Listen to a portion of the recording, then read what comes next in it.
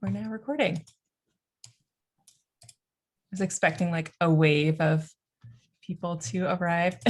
We still have a few minutes though, so we're good.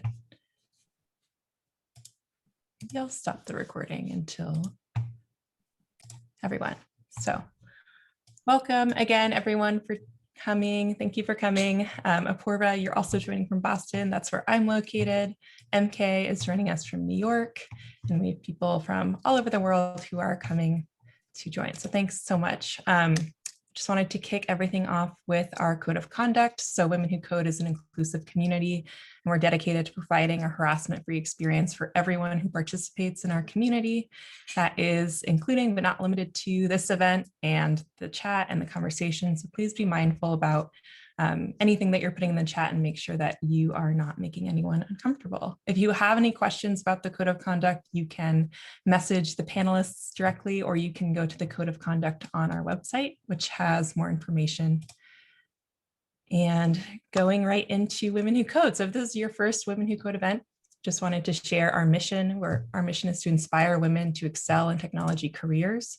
And our vision is a world where diverse women are better represented as engineers and leaders in technology. One way in which we do that is by helping elevate women in tech by giving them platforms to speak, such as our conferences, our events, and anywhere where you can see yourself in the industry. And so today's agenda, we'll just share a little bit about our upcoming conference and some important info that's coming up in deadlines. And then we'll get into sort of an AMA, which stands for Ask Me Anything with MK. So lots of abbreviations going on here. And we'll take questions at any point. So please, please, please use the Q&A feature if you have questions, or we love when the chat is lively because it makes us feel like you're really participating with us and you're in the room with us. So enter into the chat any questions throughout the conversation, and we'll make sure to get to those. So just before we get into the quick overview of deadlines coming up, just an intro to MK Comer. MK is a senior software engineer at Microsoft and just started that job last week. I think this is my third week, actually. Third week. Wow. Awesome. And has been a leadership fellow with Women Who Code, leading on the front end track since May of last year. I can't believe that was almost a year ago. No. Yeah. Thanks for joining, MK. I will have lots of prompts and questions to ask you after we go over some of the info for Connect. But thanks for joining. So if you have any questions about the call for proposals for Connect, just a reminder that you can always reach out to the Connect at Women Who Code email address. We have a lot of questions coming in there, and some important conference dates. So the conference is coming up in June 10th and 11th, and our CFP is closing on May 10th. So if you are interested in speaking and you want to get yourself to deliver your first talk or your second talk very soon, please make sure to submit your CFP. And the point of today is to answer any questions you have about speaking in general. It doesn't need to be limited to this conference or a specific conference or talk, but we want to give you actionable tips for any conference you'd like to speak on. So I'll drop this in the chat in a bit, but our conference website has a lot of details about Connect Reimagined, including links to get your tickets. So that page is open now. There are plenty of scholarship tickets available as well. If you're not in a position to pay for a ticket, please don't worry about that, and check out the conference website, which again, we'll put in the chat in a bit. So some questions that we've gotten at previous speaker series and things that have come up often: is there a required competency to be a speaker? Like, do you need to have a certain title? The answer is no. We love to hear from everyone from different backgrounds, and whatever your current title is, it's important when it lends to what you're talking about, but it's not something that we're looking for or have requirements against. So please don't let that hold you back when you're submitting a talk for our conference or for any conference, unless they explicitly say you must have a PhD in your area of expertise, which I've never seen a conference say. What should I present on? You should present on something that is interesting to you, that you know about, that you would like to share with other people or that you would like to see presented on. So there's a lot of information on what you should be presenting on or what you should kind of mine your experience on, but some thoughts, ideas here: presenting on core technologies and a solution, a work project and its challenges, something that you worked on, a project that you created for fun or something that you're passionate about. So an example, if you've participated in a hackathon that has built something impressive for tracking COVID cases in your community, or something that you've built that is not related at all to your job. Those are really great things to share with the community. And you can find a lot of inspiration on past talks on our YouTube page. So I really recommend checking those out, watching those for inspiration. Some other frequently asked questions are just about time zones. We are still planning the schedule for Connect, but we are actually planning to have an afternoon portion in Eastern time and also an evening portion. So we're covering as many time zones as possible, and talks that are accepted, we work with the speakers to make sure you're not presenting midnight your time and that it's still reasonable for you to present. Lots of technical categories that we're accepting. We're also accepting talks related to career navigation and advice. So if you are looking for a new job, or if you've recently gone through the whole interview process, submitting a talk on what other people can expect or advice to give them is really, really helpful. And also please attend the conference if you're looking for advice in that area.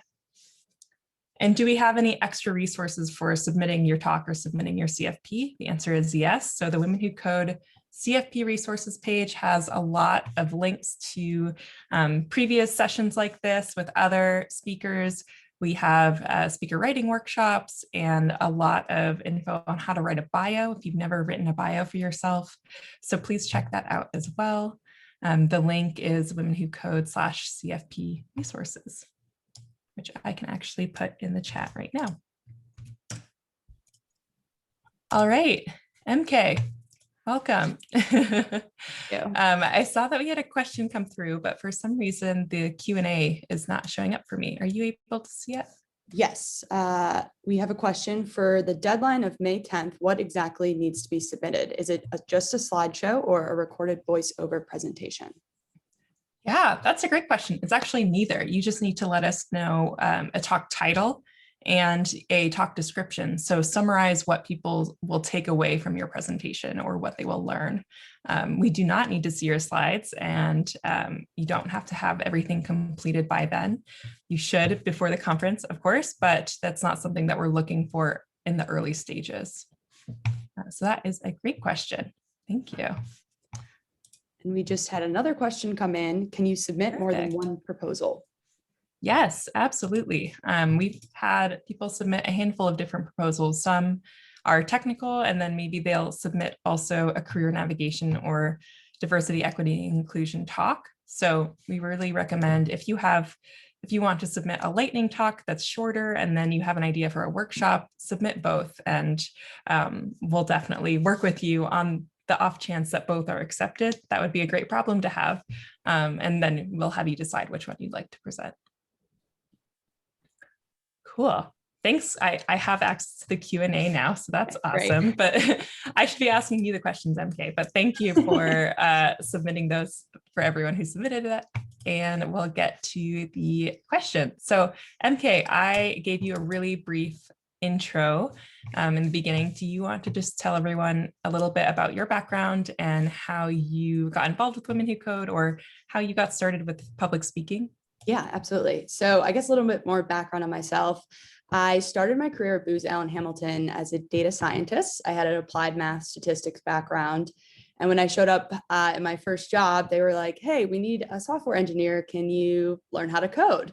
And I was very eager, and I jumped on, and that was what started my journey into software development.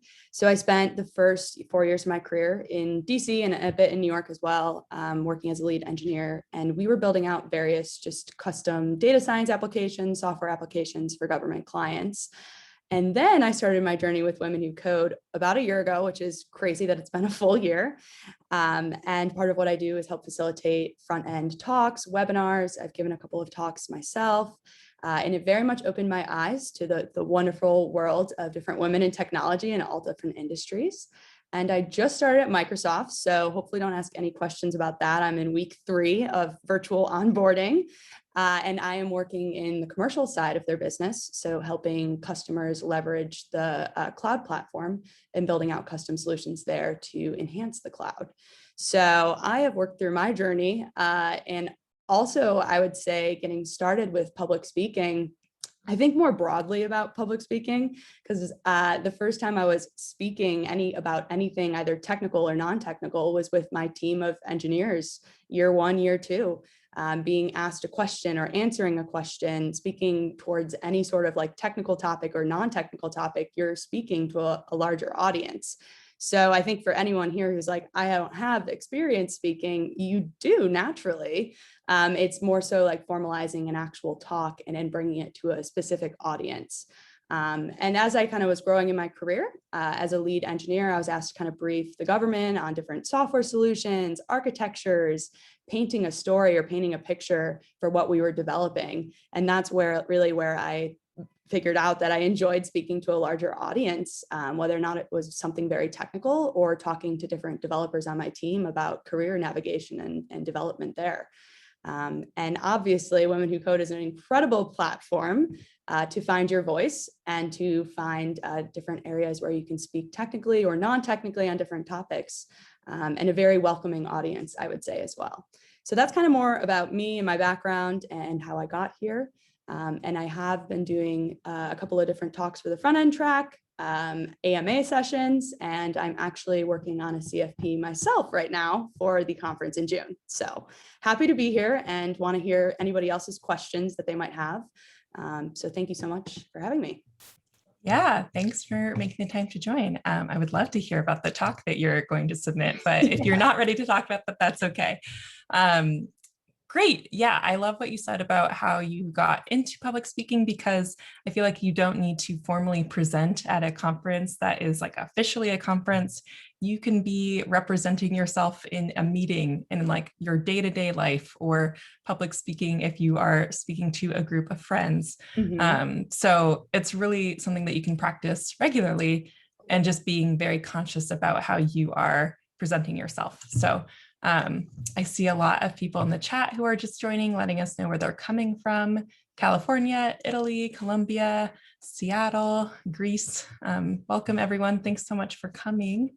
If you have any questions related to public speaking, this is very much an open forum for any thoughts that you have. We are just here to facilitate sort of like a Q&A, and we'd love to know what your questions are for speaking.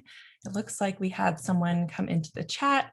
I would love to hear about the process of coming up with your CFP idea. MK, do you want to share that, since you're in the middle of that right now? Yes. So I will say my idea is not fully fleshed out yet. So I would like to probably speak about a past experience in more detail.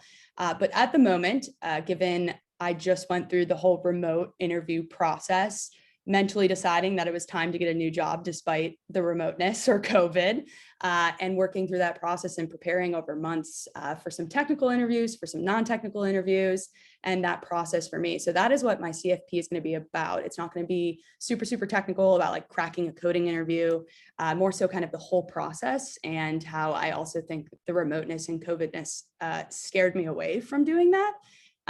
But at this point, I believe that the world might be more remote than we maybe anticipate. So there's no time like the present to jump right in. But that is what my talk is going to be about. But I'm happy to talk more specifically about a previous talk that I've done and go through that process, because I'm at the early stages of CFP right now. Yes, definitely. So yeah, that question about hearing the process of coming up with your CFP idea, I definitely think that starting with thinking about talks that you really enjoyed or speakers that you really look up to, and then building from there. So if they're talking about something that you're really passionate about, or if they've structured their talk in a way where they picked 5 key ideas surrounding their topic, maybe that's a way that you want to structure your talk, and mimicking what other people have done that you have seen work or that you enjoyed is a really great way to get started as well. Yeah, so thanks for that question. MK, do you see something that you wanted to? Yeah, I was like, a lot of Bring up? just questions just came in. They I was did. gonna Yes, comment it's on hard the- to. I was going to comment on that as well. I think like one of the first things you want to figure out when you're deciding about a talk is what do I want to speak about? You know, and I think the biggest false assumption people make is like, I'm not ready to speak technically on something. I'm not ready. I don't have the skill set. And my first piece would be to kind of recommend is like writing down a list of the things that like you're known for at work, or you find that it's a very big strength of yours at work or outside of work, or projects you've contributed to, and make a list of those different key strengths that you have, and then figure out what are you most passionate about. Because I think when you're passionate about a subject, it comes across very strongly to an audience. And that's where I would start, is kind of figuring out the what. And then the next piece I would say in figuring out how you actually want to structure or conceptualize that talk is to ask yourself who the audience is. I think that's a huge piece of conceptualizing a talk. Are you talking to a very technical audience? Are you talking to mid-level engineers, junior engineers, senior level engineers, a broader audience about career development? Try to figure out the what and the audience, I think, is the most two important questions to ask before you get going. Yeah, that is a really good point. When you are submitting a CFP for our conferences, we ask who your intended audience is, or what level you can expect or you would like them to be at. So if you are having like a really introductory topic that you think would be great for people who are very early in their career or new to engineering, you can start your pitch that way. Or if your topic is a little bit more advanced, or for people who are closer to your own skill level, it might be a few years in, then that is really helpful as well. We also have a category for engineering management. So if your talk is more about like managing or interviewing people or being a hiring manager, that's also an option as well. So there are a lot of different ways to consider that audience. So many questions are coming in. I love this. This is great. So all right, I'll start at the top. So I'd love to give a talk, but I have no concrete projects to talk about. Where do I find an idea that's worth presenting? Do you have any thoughts on that, MK? If you don't have any projects, what would you recommend talking about?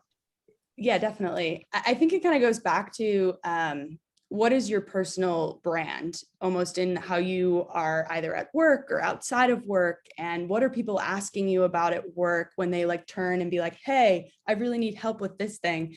If you're trying to like brainstorm different strengths that you do have and what you are known for, I think that is a great topic worth presenting on. And again, it doesn't have to be like crazy technical deep dive code. Do you find that you have a lot of people in your work asking you for career advice? And what's the advice that you give them? And how can I bring these different concepts and pull them together to actually be, I guess, a concrete talk? I think that's helpful. I think if you have a list of different topics that you're like, I could maybe talk about this, what I found was helpful was listening to other people speak on that topic, and trying to understand how another speaker presents this concept, whether or not it's technical or non-technical. What do you like about that topic? What do you want to bring into your talk? I was giving a talk about Bayes belief networks for my old company, and I was presenting to the government. And I was thinking to myself, how do I want to bring this information forward? And the first thing I did was, how did other people bring this information forward? And what did I like about it? What did I actually understand myself? What pieces were like stood out to me a lot about how they brought that information forward? And then the final question, what am I comfortable bringing forward and presenting to my audience? So I did find, looking at different resources, even as you suggested at the beginning, like WWCode, our YouTube channel has so many different speakers. And in that way, looking at how others have presented the topic and what's going to be your like twist on it, or how would you bring the information forward with some experience you've had with it as well. I think that's a great place to kind of start, is honestly Google. Google. I love the what are you known for? Because I feel like that's a really good way to frame it. It's not like, what is your job or what are you officially doing on a day-to-day basis, but it's, what are you an expert in just in your own life, or what are you interested in? I have an example of a talk actually that came to me that I was really interested in, learning about unconscious bias. And then I watched so many recordings. I talked to so many people about the subject. I was just researching it. It had nothing to do with my job, but eventually I just wanted to share it with my own company and people that we were working with. So I just decided to give a presentation internally about the topic. And I was not an expert, but I was sharing what I had learned. And I was not presenting myself as the person who came up with the idea of unconscious bias, but I was presenting the research and presenting what other people are saying about the topic just to create awareness. So that's also an idea, is that you don't need to invent anything. You don't have to be the person who coined a term to tell other people about it. You just have to collect all of that information and present it in a way that's interesting to other people. And if you're excited about it, then it's going to be very clear to other people. So I feel like that is also a way to go, is what are you really excited about learning about, or what have you learned recently that you loved? Should we go to the next question? Yeah, definitely. Neat. Can we give the same talk in multiple places, conferences, or should it be unique? That's a great question. I am of the opinion that you can deliver a talk multiple times. I would say that every time you present something, you learn a different way of presenting, or you want to make modifications midway through your presentation. That is very natural. So it's more likely that you will give a presentation, have an idea, or get a question from the audience that sparks another idea, and then you'll go back and modify your slides. I presented 2 things yesterday to groups of volunteers that were meant to be the same slides, but the second presentation changed a bit based on how the first group reacted. What do you think about the MK? Definitely. I think you can definitely give the same talk in multiple places. I've done so in the past as well. And it always amazes me what different type of questions come your way. I also think if you're bringing the talk multiple times, I even found I got better at the talk as time went on.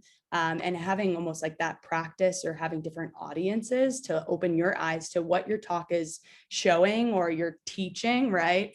It's really interesting, the questions you get back, and how you can also maybe incorporate it into a second version of your talk. I remember I was doing a talk and I gave it to some very technical engineers. And then I was asked to kind of give the same talk to a less technical group of people. And that goes back to my point of like, who is the audience? Because I found I needed to modify the talk a little bit, so that people maybe that they didn't necessarily care about the technical implementation details. They cared more about the high overarching themes to the talk. So you can definitely give a talk more than once. And I think that's also a really great learning experience as a speaker. Yeah, absolutely. So don't feel nervous about reusing or recycling a talk idea, especially if it did well the first time, or if an audience really liked it. I'm actually going to skip to a question that I really like. It's, my voice gets super shaky with any public speaking. Any tips for pushing past your body getting super weird? That is such a good question. And I really identify with that. I will answer, then I'll ask MK what your thoughts are, because you seem like you don't have that nervousness, but I really, really identify with this. I honestly recommend sitting down. So what is good about online conferences is that you have that option, and it's not awkward to have that request. But in that presentation that I mentioned from a while ago, I just decided that my shakiness was just a little overpowering, and I just sat on a high stool and presented from there. And it was okay. It was like being on a 1-person panel, and that was really helpful for me. I also recommend just like some basic grounding techniques and breathing. Having someone to check in with right before, who can pump you up and get you excited, is also something that is really helpful. I know that's a lot of answers, but MK, what do you think about that? I love those tips. I would say for me, when I get super jittery or nervous before either like a big presentation or a webinar, I am a walker and talker. So I like to go for a walk around the block and almost like talk through a couple of the points that I know I'll be speaking on. And for me, the walking combined with the like practicing of talking gets me ready to sit down and have a little bit more of a relaxed tone when I'm giving either a webinar or a presentation. So that's kind of my trick. Yeah, those are good. So like getting active is a good, So the opposite of like sitting down. No, everyone's different. I think it's also like by practicing and doing more speaking, you'll find like your little routine before you're giving a webinar. Yeah, definitely. I see a lot of people in the chat saying my voice does that too. That happens to me too. Having water to sip from, very helpful. Yes, definitely. If you drink caffeine, maybe not drinking caffeine if you're getting a little riled up. Yeah. That one's hard. Yeah. I would love to hear from more people in the chat if that's what is holding you back from public speaking. Let us know. I've heard that a lot. I definitely think presenting virtually is very different from doing it live or in person. And it's in some ways easier, in some ways harder. So try to figure out what works for you, and practicing obviously is very important. Maybe walking around the block or getting yourself pumped up is the way to go. I was also going to ask MK if you've heard of power poses. I was just about to say, I do Tell, that. tell us about power Well, poses. I mean, honestly, even right before a big interview or a presentation, again, anywhere where you're speaking about anything you're passionate about, I have definitely stood arms up and I'm like, I got this. And just standing there and saying like to the world, I got this, it helps me. So I would recommend people try that as well.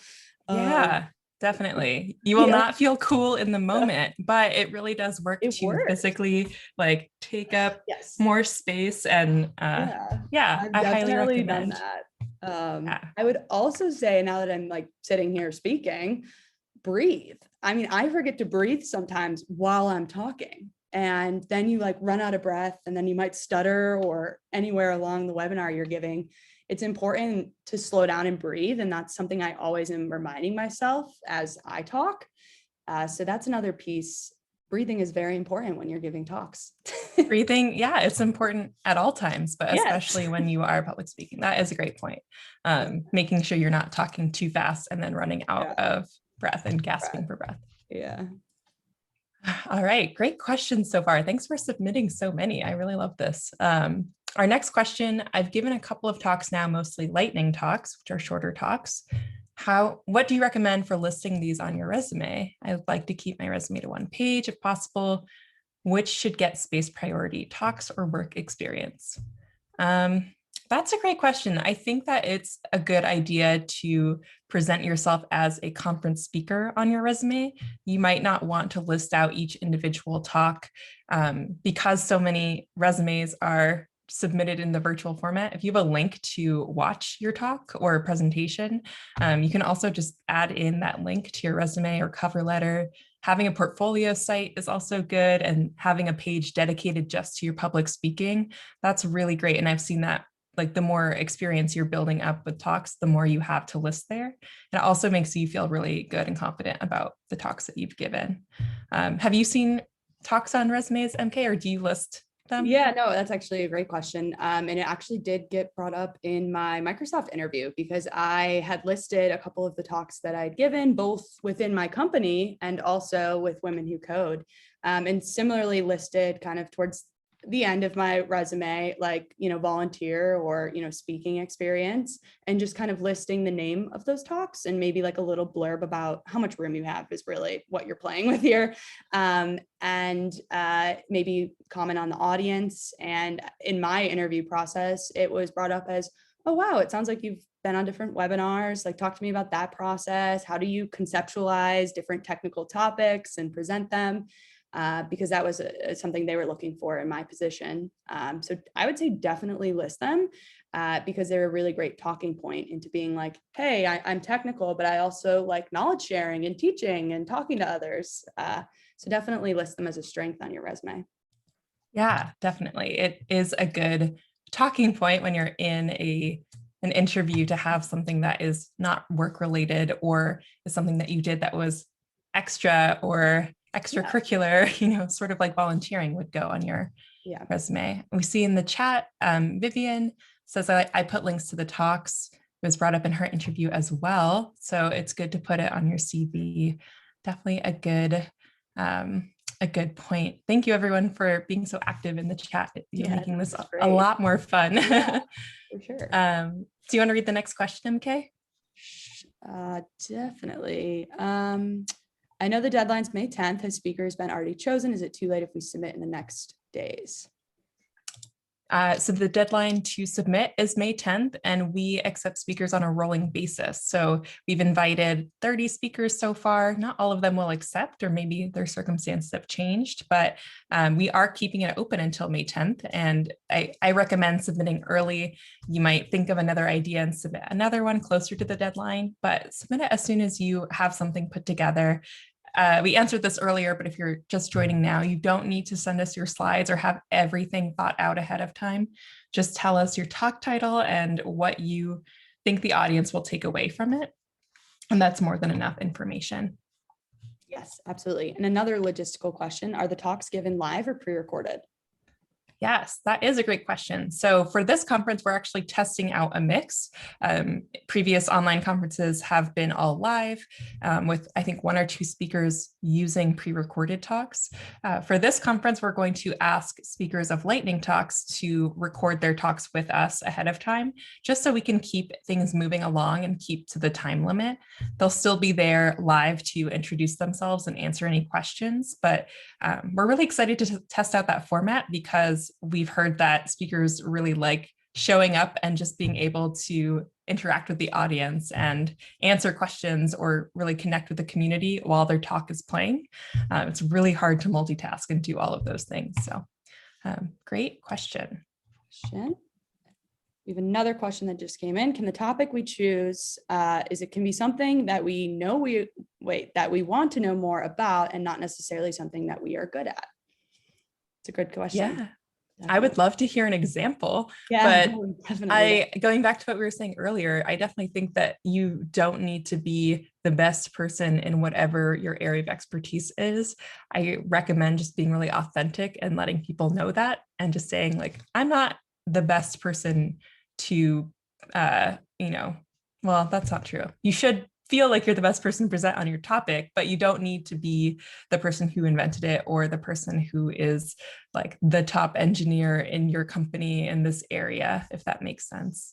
Definitely. And I would comment, I mean, part of presenting and giving different topics is, what do you want your audience to learn about this topic? Because you could deep dive topics for hours and hours and hours. There's hundreds of links on Google. And a huge part of presenting is taking all of this information and bringing it together, conceptualizing it and presenting it to an audience. So I think the main question is, what do you want your audience to know? Is it, I'm going to touch high level on a bunch of different topics, so you walk away knowing like the core concepts of XYZ topic. So I think there's a lot of flexibility with that question. And I don't necessarily think you need to be an expert on that, but you should be confident in what you are bringing forward to your audience. And obviously, if you're not the expert, making sure that the resources you're using to produce the webinar are very credible. So those are my 2 comments. Yeah, that's a great point. Okay. We're going pretty fast, I realize, but there's so many good questions. Yeah. We have a question coming in from someone who has a very strange background, doctor and psychologist. Sounds very impressive. Done a lot of talks on my journey getting into tech and advocating for more women and how companies can help. A lot of that info that helps women grow in leadership skills and management within the industry. It's not from the point of view of an engineer, but someone from the point of view of someone enabling them. Would that be interesting to the audience? I definitely think so. We love to hear from people who have a variety of backgrounds, and a lot of people in our community have very circuitous roots to the industry, and love to hear from people who have a very different background that is not necessarily engineering related. So I definitely think that would be of interest. Okay, I'd love to know your thoughts on the one about complex questions that we have next. Yeah, absolutely. I'm scared if I wouldn't be able to answer if some of the complex questions are asked. Yeah, I think when you're presented, or at least in my experience, when I've been presented with a question that I don't know the answer to, the best thing to do is to be honest. Like, you don't want to just make something up or lead someone in the wrong direction. And answer with, that's a really great point. I hadn't thought of that when I was bringing this presentation together. I would love your contact information to talk about this further. And that's kind of a play of, I don't necessarily know the exact answer to your question. If you have some thoughts on it, feel free to share them. But ultimately, maybe it's a conversation you follow up with the attendee who has that question. One of the biggest things I was afraid of is, I was giving a presentation to the government, to engineers about Bayes Markov modeling.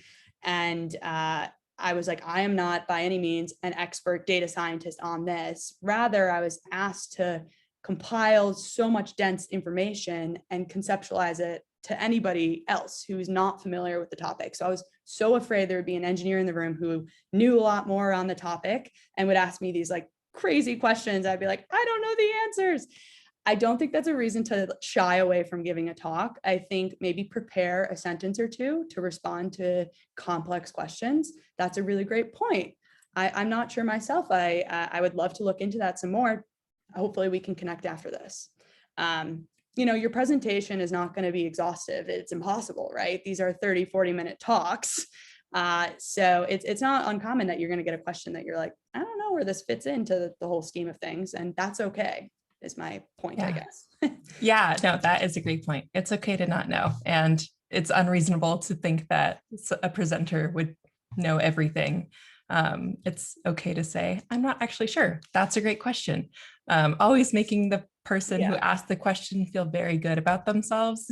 I feel like that's a good way to go. Yeah. All right.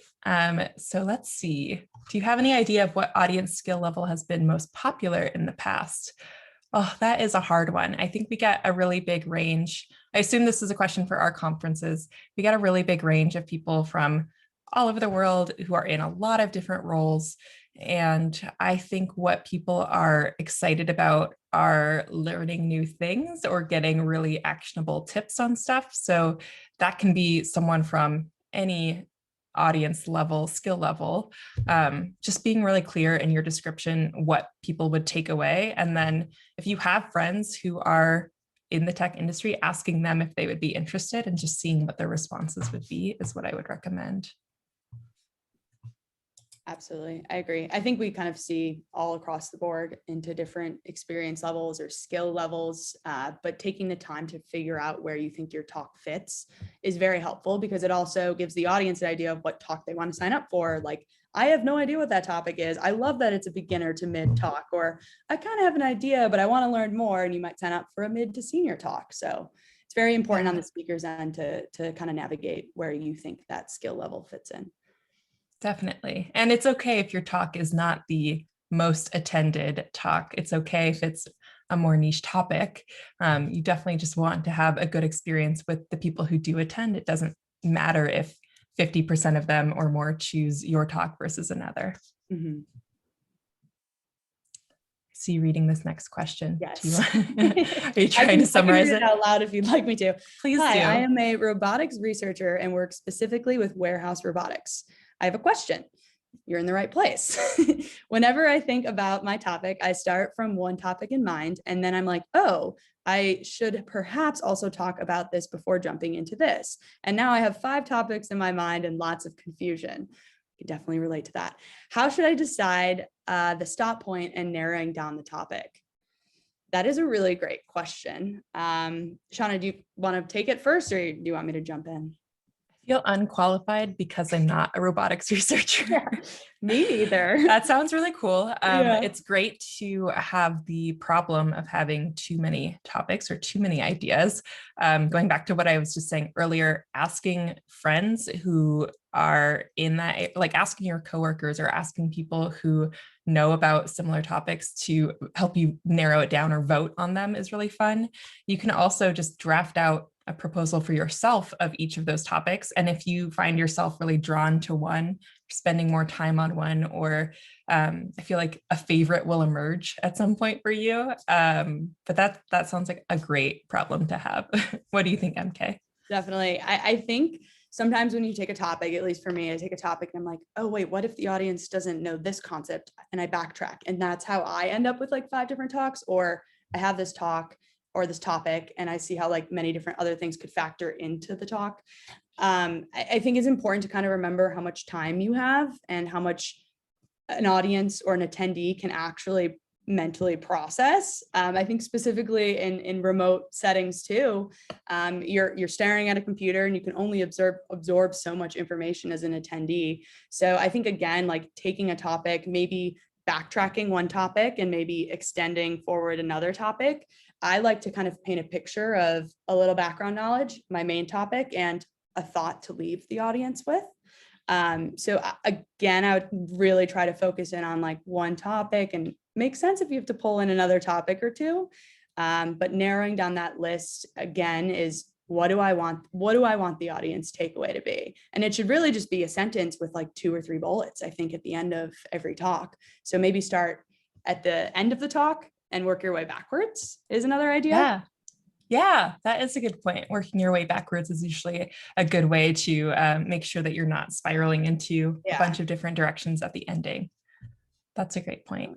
Well, while you are reading and answering the question we see here, I'm just going to pull up some examples because someone has asked us for examples of successful CFPs. So I'm just going to pull up the site that has some of our confirmed speakers on it. Sounds good. I will take the next question then.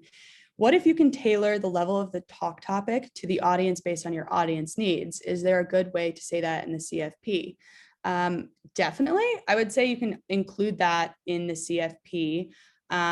Or it's also possible, Shanna, I'm curious your thoughts there, to reach out to somebody, or have somebody from Women Who Code reach out and say, hey, we saw your topic and we might have a beginner level talk. Could you maybe focus your talk on more senior level concepts?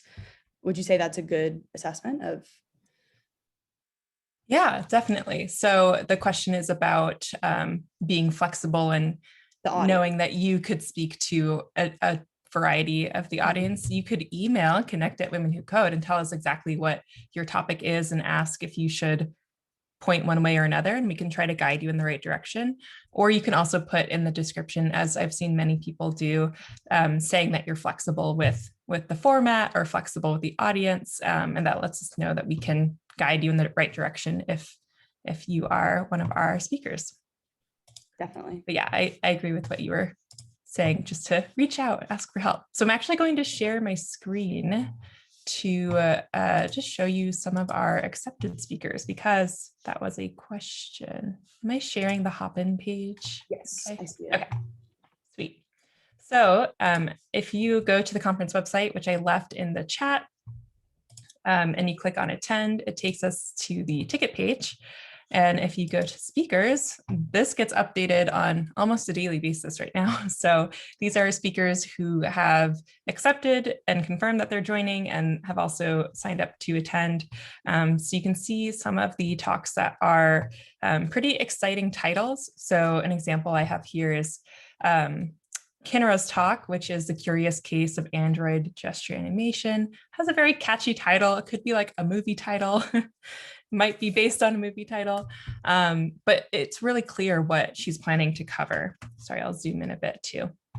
One talk title that I think is also really exciting is Gracie's talk, How Technologists Can Make a Difference in Wildlife Conservation.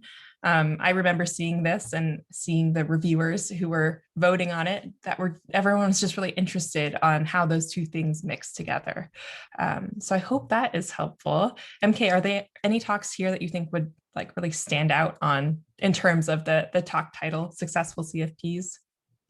Absolutely. I mean, I love when you're adding like a little bit of context to what technology you were using. If you're doing a technical talk, I think it's helpful to kind of like, as an engineer, you might hear different like buzzwords of technology and have no idea what they are, which is pretty much me every day. So I like seeing when, I see analyzing water quality with GeoJSON. I've heard of GeoJSON before, but I don't know how it works with Node. So I think adding a little bit of detail into like what tools or technology, along with having, a fun analyzing water quality, like, oh, wow, that's a really interesting application of some sort of technology I kind of know about. That to me as an engineer is like, oh, interesting. Okay. I'd love to join that talk. So exactly. I think a little catchy mixed with a little bit of context to what technology you're using is very helpful when you're picking talks as an engineer. Definitely. I would also say Kaylee's talk, Ready, Set, Prod, use Firebase to create a prod React app for under $1. Yep. I know exactly what I will learn at Kaylee's talk. So again, just giving people an idea of what they will get out of your presentation is always really, really helpful. And then lastly, these two talks are actually pretty similar in terms of their title, which is great that they're next to each other. Freen's talk, differential privacy, what is it and why should you care? Encryption export regulations, why should mobile developers care? So again, it's really like they're anticipating what people's questions will be once they are presenting. So if you want to look at more of these examples as they get updated, this is just on the ticket page for Connect, which I highly recommend navigating to register while you're here, while you are spending time with us. I put the link in the chat for the event. And all right, and this is the conference website. So thanks, Irina, for that question. That was a great question and a reminder that since we do have some confirmed speakers, we can share some of their talk titles with you. Absolutely. So great to see all the different examples and upcoming speakers. Yeah, it is. We have another question. For those who submit more than one proposal, does either one get picked or both if both are good? That I think has come up a bit earlier. Usually we'll just have you speak on one of the topics. So our review process, which we haven't talked about in this presentation, is an anonymous review. So we remove all identifying information from speakers, including your name, your job title, your email, your location. So reviewers are only seeing the talk title and description.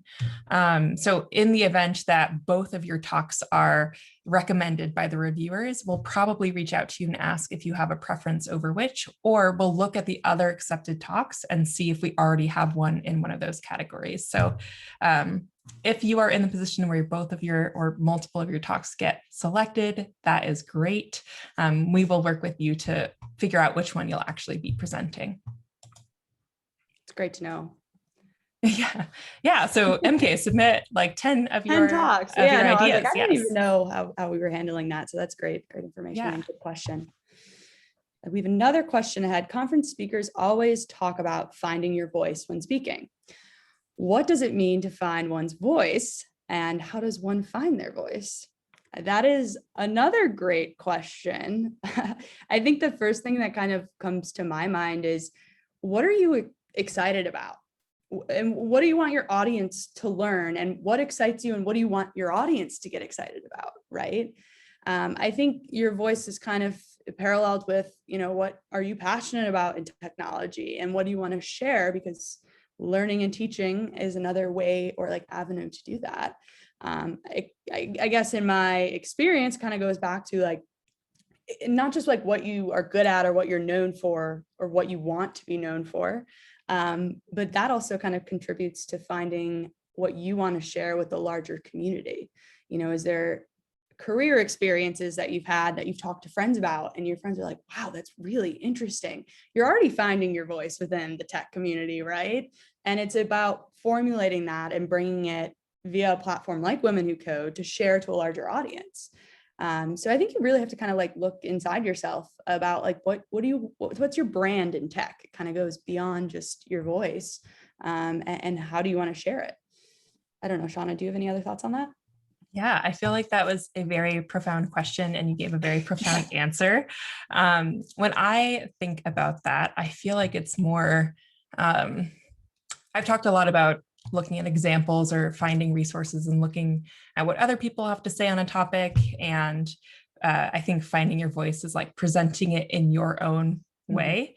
So I think it's great to learn from other people and to emulate speakers that you admire, but finding your voice to me is just accepting that the way that you present, you can improve upon, but that you're just being yourself. So I think it's just being very authentic, and maybe your voice is like a little goofy and a little humorous, and that's kind of how you want to present. Maybe your voice is very serious and you really want to make sure that everyone is taking away a certain image of you. I think that is completely fine too. I think we see a huge variety of speakers and very different voices. And I think that is really, really important to just be yourself.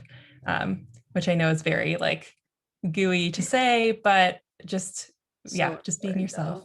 I think it's always interesting to see how different speakers facilitate their, or like give their own talks. And I think diversity of your opinion on a certain subject matter or experience with it, that's you sharing your piece or your little flavor on various topics. So be yourself is a huge part of finding your voice. I would definitely agree. Yeah, I really love, we've pitched our YouTube channel several times already. Someone just asked if this webinar is being recorded. It is. We're going to post it on YouTube early next week, most likely.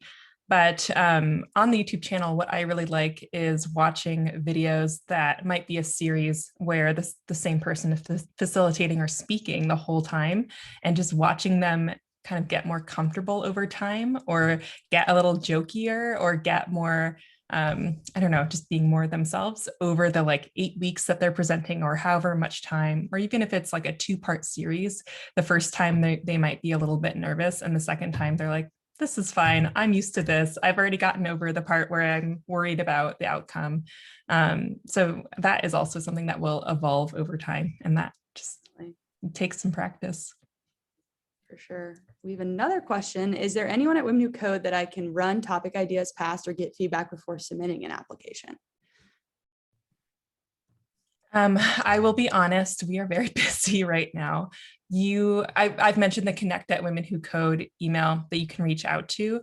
I honestly recommend attending events that are related to speaking and just asking the people. So like you can submit your topic ideas right now and we can give you some answers. You can email Connect at Women Who Code and we'll do our best to get back to you. At some point last year, someone had a really good idea and she sent me the whole description, and we just workshopped some titles for her talk, and it ended up being accepted, which is exciting. And she had a really good talk title. So you can email us. I really recommend asking people in your community, like we've mentioned, asking people in your area of expertise what they would be interested in, because it's very likely that the extremely technical things that you want to talk about, I have no idea about. So I feel like that's the most likely answer. What do you think, MK? Is there any other resources you recommend? I mean, I again, totally agree. Spend some time like formulating, talk to people within your network. Think about, if you're doing a technical talk, like different technologies that you found are useful, or like cutting edge, what's exciting, like pretend you're on the receiving end of the talk almost.